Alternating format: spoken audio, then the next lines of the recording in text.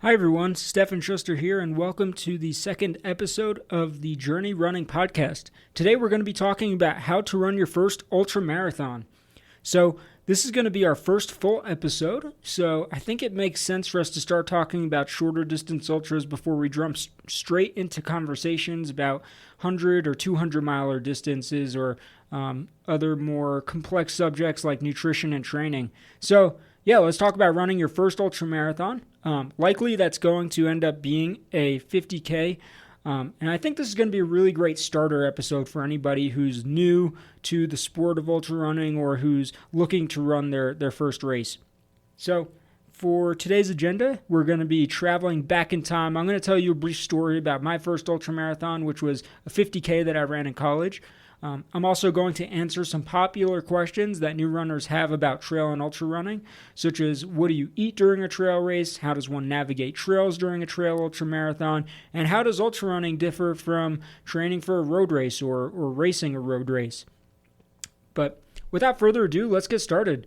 So my first ultra marathon, it was a 50K I ran in college, and it was called the Dog Gone Long 50K in Waynesville, Ohio. At the time, I was 21 years old, and I was doing an internship in Dayton, Ohio. And the previous semester, I had taken the maximum amount of credits that I could in college at Ohio State, and I had also begun serving as the president of my fraternity. And so I had entered that summer decently out of shape, and I still wanted to have a summer fitness goal, though. And so when the summer came around and I started my internship in Dayton, I had figured this might be a good opportunity to try something I'd wanted to try for a while. And at that point in my life, I was 21 years old. I had been running for 9 years at the time, though. And so I'd always wondered, could I show up to a marathon completely undertrained and still finish? I just wanted to see if I could make it harder for myself, could I still finish without focusing on something like time? And maybe that was an immature thought, but I'd always wanted to try it. So I did some research, and I didn't really find a local marathon that was in a decent driving distance or on the right date for me. So I widened my search, and I started looking at trail races. And I had found this local 50K that I could run that I thought would let me test my theory. I just figured, why let an extra 5 miles stop me from trying to show up? And, I ended up running my first ultramarathon. But yeah, I signed up for the race about 2 weeks before the race date.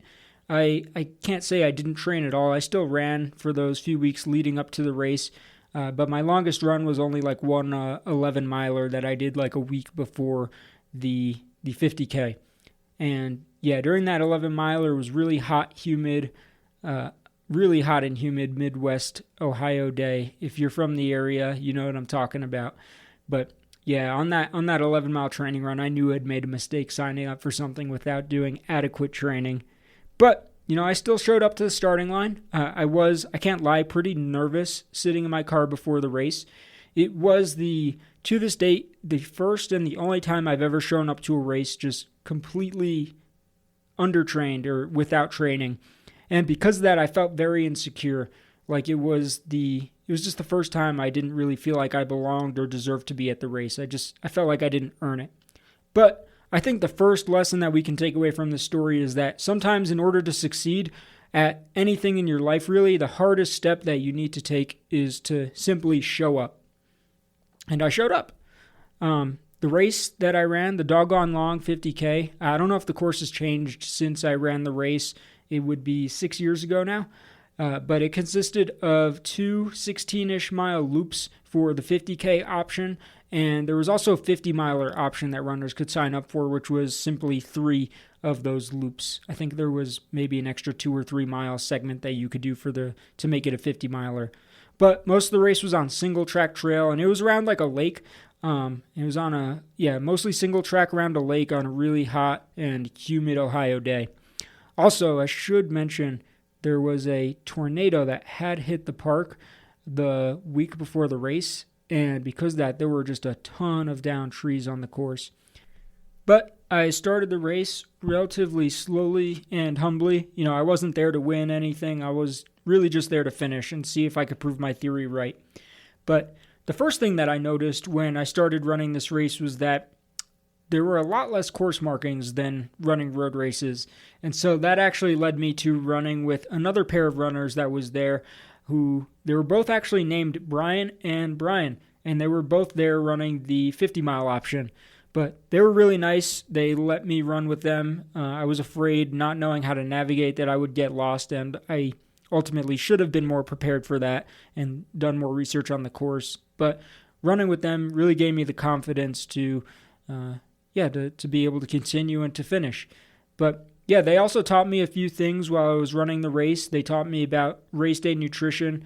They taught me what tailwind was. I remember rolling up to my first aid station with them, and I saw this sticker on this water jug, and it said tailwind, and I was like, what the hell is this stuff? And that's how I learned what tailwind was. I just showed up, and these guys basically told me that it was electrolytes for endurance athletes. And so I threw that in my bottles. They told me it'd be good for me, and that's what I used for nutrition on race day. Outside of that, I used gels. I had like a small Nathan running pack with like a hydration bladder, but I really didn't drink much outside of what I put in there, or some energy gels that I ate. And just for reference, energy gels for the new runners out there they essentially just consist of simple sugars. They burn really, really quickly. And if you don't get actually like real calories in you when you're running an ultra marathon, then you end up bonking. And bonking for the new runners out there is when you run out of glycogen stores, which is essentially your stored carbohydrates that you burn for fuel. And I didn't know any of this back then, but I ended up feeling really great and really terrible a lot of times during that race. And the reason I ended up learning was because I was bonking. I was running out of energy. I didn't realize that running for 3 hours during a marathon, even though it's 26 miles and a 50K is just like 5 miles more, I didn't realize because that extra 5 miles on trail would end up taking me so much longer than a marathon did.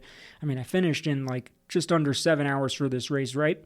And so when you go from running a 3-hour marathon to running for almost 7 hours, you need to take in a lot more calories to maintain steady feeling in your body, but also mentally too. And, nonetheless, though, running with Brian taught me a lot, and it kept me entertained. I was able to run with them, learn a bit about nutrition, navigation, and much of the race being on single track. It all kind of ended up blending together at the end. I walked a lot, and I ran a lot, and felt great, felt terrible, like I said before, and I ended up finishing in 6 hours and 42 minutes. Of course, I had to sprint into the finish line because I guess I somehow had enough energy for that. But yeah, I do want to answer a few of the very popular running questions that new ultramarathon runners have when they start entering the sport, though. And so the first question, let's go back to that nutrition subject that I want to answer, is what should you be eating? So once again, gels, they consist of simple sugars, and they burn very, very quickly. And so personally, I think that gels are great emergency fuel, but they're not good for a long-distance approach because those simple sugars burn really quickly. So they're great emergency calories if you do end up bonking. But foods that are higher calorie, higher fat, especially foods that are high in fat, are great for you because fat has more calories per gram, but also when you're running a ultramarathon, your body actually is burning more fat as opposed to carbohydrates, which we can get into that more in depthly in a future nutrition episode.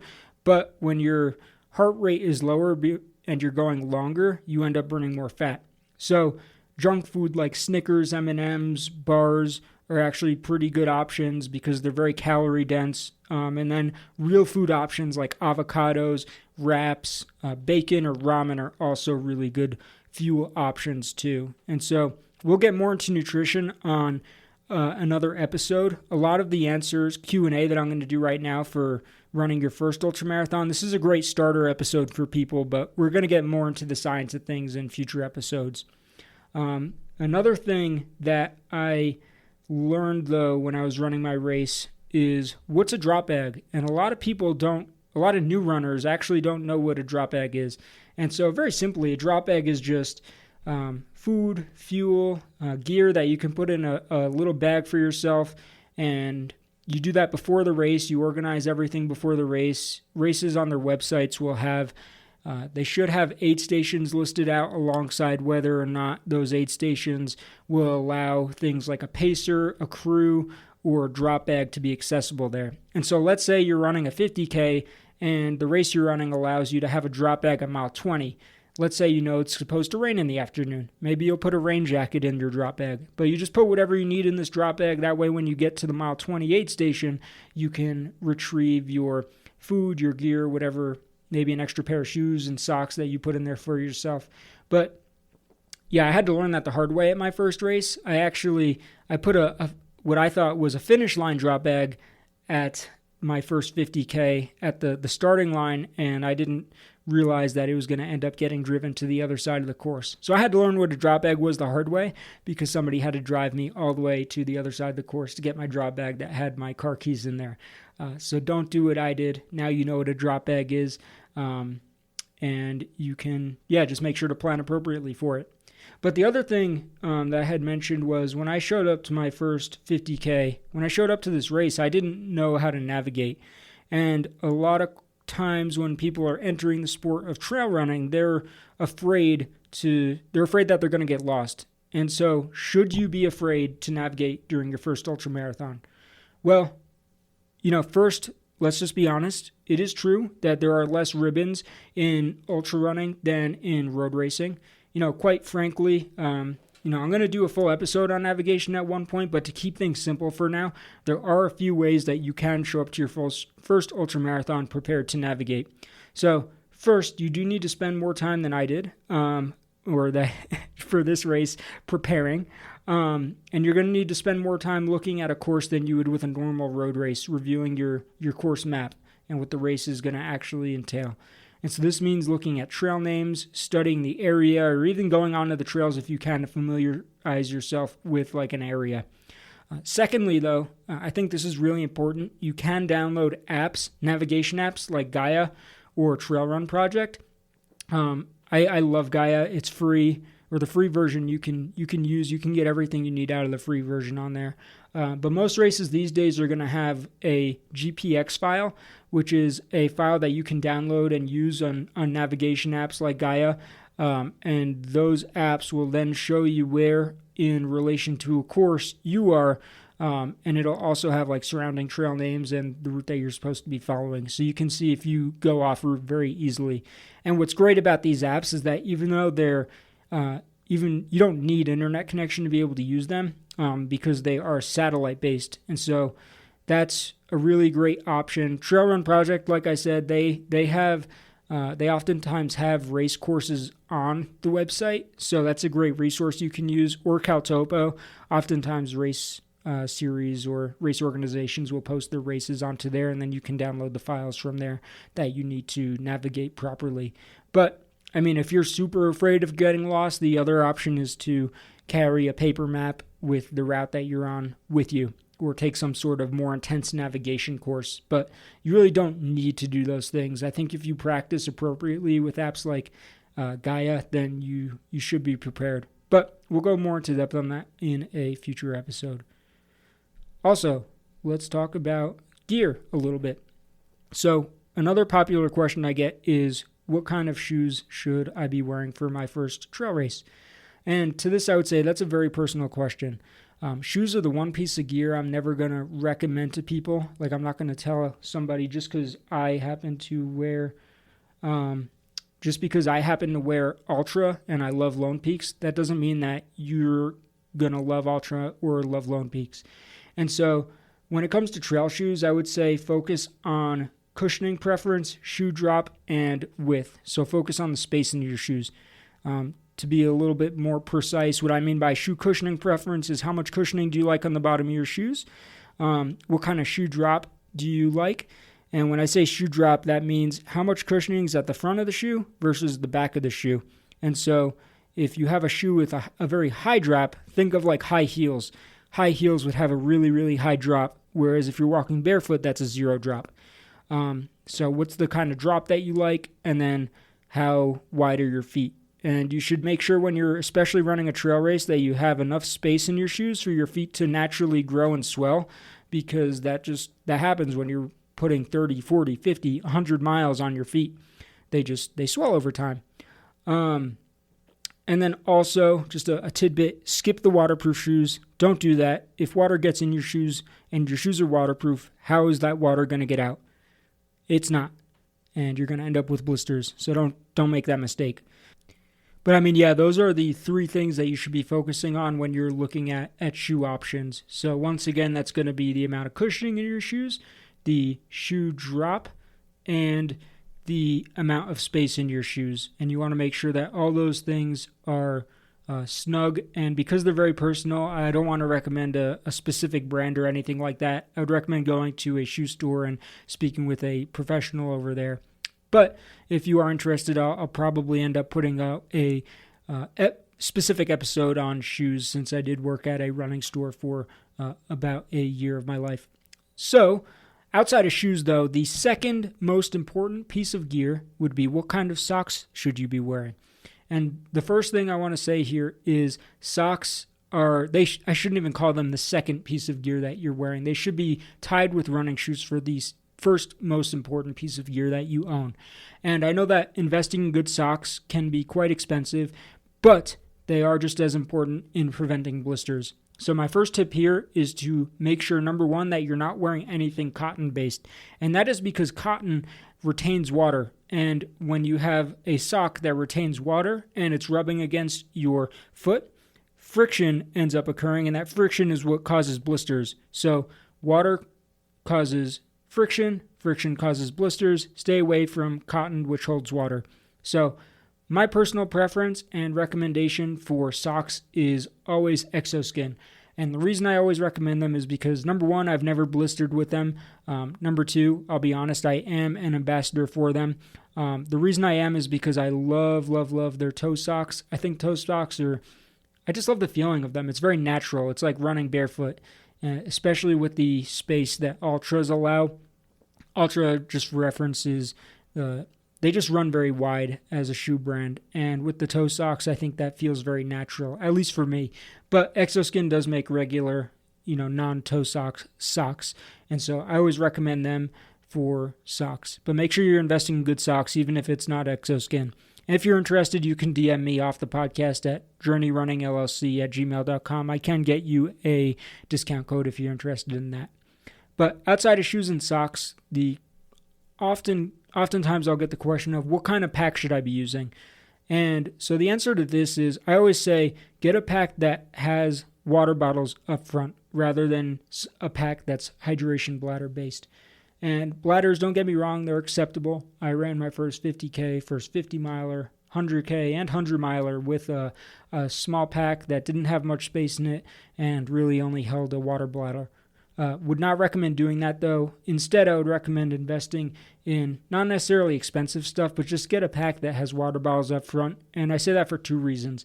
Number 1, when your bottles are up front, you can measure the amount of water and fluids that you're drinking. And secondly, you can also put like water in one and like an electrolyte drink in the other. And just for reference, the 2 most popular brands for running packs are actually going to be Ultimate Direction and Salomon. And I would just recommend, when you purchase a running pack, make sure that you go to a store and try one or the other on. Make sure that it's comfortable, because let's say one of the packs is rubbing you the wrong way. You don't want it to cause friction, which will eventually become a blister during a long ultramarathon. So make sure that you go to a store, running store, an outdoor store, whatever it might be, and try on your pack. Additionally, another question I get from people who are new to the sport is, do I need a watch? And the short answer to that question is no. You don't need a watch. As great as they are as a tool, you don't need one. I mean, it's awesome to know, like, let's say you're running a race and it's 10 miles from aid station A to aid station B. It's nice to know that you're at mile 7 and you have 3 miles-ish to your next aid station. And it's also a great training tool to just measure how far you are actually running on a daily basis without having to go onto like an online website and measuring your route before you go and do it. So it's great for training as well, but you don't need one to succeed. I know a lot of people who show up to races without watches. They just go out and they're like, I got to run a 50K, a 50 miler, a 100 miler. It doesn't matter if I have a watch because the distance that I'm running is still the same. And that's just one philosophy too. And let's actually shift the conversation now from gear, because that's all I really had on gear. But let's talk a little bit about how does running a trail race differ from running a road race. And so first off, let's differentiate the fact that like there's running the race and then there's training for the race. So when it comes to training for the race, I mean, physically you can essentially use a marathon plan to train for a 50K. The one big difference that I would recommend making, or the big change that I would recommend making, is switching your long run though from a Sunday to a Saturday. And the reason I recommend that is because I'm a big believer in trying your best to get your body into a rhythm. So I recommend switching your long run from Sunday to Saturday, because when you show up on race day, an ultramarathon is going to take place on a Saturday, whereas a road marathon is going to take place on a Sunday. That's not always the case, but that's usually the case.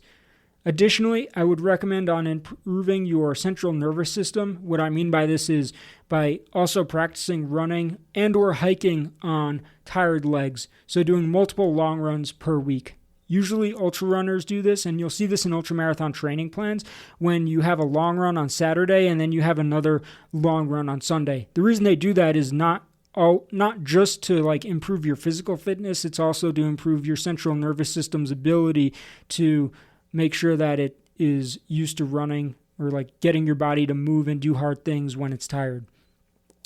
Additionally, I would highly recommend, if you're running a trail race, you need to make sure that you're also putting specificity in your training. And what I mean by that is if you're running a trail race, then make sure that you're getting on trails when you're training. And then what kind of coincides is that is vertical. So get your vert in, because most trail races are also going to require you to go up and down a lot more than a road marathon is. I mean, there's just so many marathons these days, and all of them want to advertise, like they all advertise the same way. They all say, get your Boston qualifier in here. We have a downhill course. And so marathons are, for the most part these days, downhill courses. Not always, but it is very often the case. Additionally, if you are going to be shifting your training from running more so on the roads to on the trails, I would also recommend eating more calories too. That's just because you burn more when you're on the trails. It's like the miles are slower and longer, and you burn more calories when you're going up and down a lot more too. But I do want you guys to know, if you're new to the sport, your mileage doesn't need to be crazy just because you're training for an ultramarathon. You know, I literally finished my first 100-miler on 40 to 45 miles a week. You know, there is a difference between being competent at something and being proficient, but most people in this sport are not trying to win the race. They're just trying to finish. And so I want you to know that you can definitely finish your first 50K on shorter mileage weeks, just in general. Even in like the 20 to 30 mile range, you can do it. And if you're recovering from something like an injury or you're a parent and you don't have much time, you can still succeed on lower mileage weeks. So mileage matters most if you do want to compete, but if you're just trying to finish, if you're trying to be competent, you can do more than you think on lower mileage. And that's also kind of just where like the mental game comes in. So like, how bad do you want to finish the race? And then in terms of competing, there are also a few differences between running a road marathon and running a trail race. So first off, I'm going to tell you, how you feel at the end of a trail race is going to be totally different than how you feel at the end of a road marathon. In particular, your body's going to feel a lot better. When you finish a road marathon, at least in my experience, you know, my knees ache, my feet ache. I feel like I've been pounding on pavement for hours at a time. But when you finish a trail race, you know, it just feels like you've been running on butter for miles and miles on end, and you actually feel really good. You're not going to be as sore, you're not going to be as stiff, and you're not going to feel the aches and pains the same way that you would with a road marathon. And because of that, I would actually bet that if you go out and run a road marathon like hard, and you go out and run a hard 50 miler, even though the 50 miler is almost double the distance of 2 road marathons, you're going to feel a lot better after that trail 50 miler. Additionally, I would say that training for a trail race, at least I think it's a lot more relaxed and fun, because a lot of a lot of road marathons emphasize things like time and place, and your training days are oftentimes defined by how quickly you ran your training run. At least if you're trying to go fast. In my experience, I didn't really enjoy defining my training days by how quickly I finished my run. And so I thought that it was nice to just go out to the mountains, start running trails, climb a peak, get great views, and focus on having fun rather than focus on time. And so I think that the training for an ultramarathon is a lot more fun personally. Additionally, the feel of races, I think, is different, and that's because of like the community vibes. And what I mean by this is when you show up to a marathon, a lot of them they just have so many people that are running. There are just so many people running each race. People don't know each other. There's not a community. I mean, there is if you go to like a run club and whatnot, but when you show up to a trail race, usually the same people are showing up at an ultramarathon like one weekend and then the next weekend too. And so you end up getting to know people really well, and everyone usually converses during races instead of focusing on competing. So people get to know each other well and really help each other succeed, kind of like Brian and Brian did to help me finish. And so I think the races ultimately are just a lot more laid back because of that. But yeah, I think that is all of the big differences that I wanted to talk about between road and trail racing. Before I finish up this episode, though, I did want to talk a little bit about some of the life lessons that I learned from running my first 50K. And the first lesson that I learned was that sometimes the most important step that you can take in life is very simply showing up. Because what I learned during my first 50K was that my motto became that you can make any day a day that you can remember forever. You know, here I am talking about this race that I ran 6 years ago. And no, I didn't place. No, I didn't win. I didn't run like an incredible time at all. But here I am talking about it 6 years later because it's a day that I remember forever. And the only way that you can have a memorable day is by doing something different. And sometimes, even if you don't train, which I don't recommend, sometimes showing up, though, is the most important thing that you can do. Additionally, I would say you can do more than what you think that you're capable of. And I would also say that make sure you're helping your neighbors, because if Brian and Brian didn't help me finish my first 50K, I wouldn't be here talking about it right now. I wouldn't be able to then pass on the good karma. They gave me good karma, and here I am passing on the lessons that I've learned a few years later, trying to help other people succeed. And then lastly, I would say show up prepared, unlike me. Unprepared behavior like mine, very realistically, especially in a mountain race. Like I live in Colorado now, there's some crazy weather out here, but showing up unprepared to races is very immature out here, and it can end up with worse repercussions if you don't show up to races prepared for things like weather or navigation and other things as well. But, you know, the mission of Journey Running here is to become a better person through running. And so I just want to emphasize that, you know, at the end of every episode, what we're going to do here is talk about this mission, which is becoming a better person through running. And we're going to talk about the biggest lesson that whoever I'm interviewing has learned or that I've learned from whatever experience we're talking about.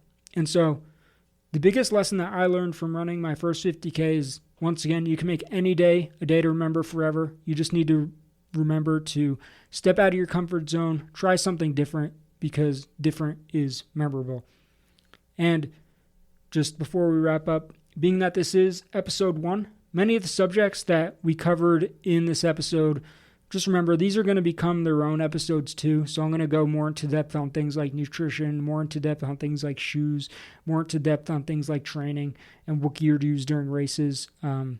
But I just want you guys to know that more information on all of those topics will be coming. And if you listen to this episode and you do have any further, more immediate questions for me, please do let me know, and I'll make sure to answer those questions in future episodes. You can reach out to me with those questions at journeyrunningllc@gmail.com. Hell, if you'd like to be on the show, email me, journeyrunningllc@gmail.com. And please do feel free to visit my website, journeyruncoaching.com. On my website, journeyruncoaching.com, you can find more information about myself and my training curriculum and my rates and services that I offer to runners. If you're looking for a coach, I would be more than happy if you reached out to me.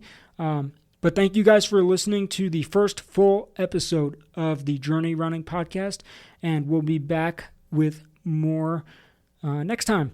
Until then, happy running.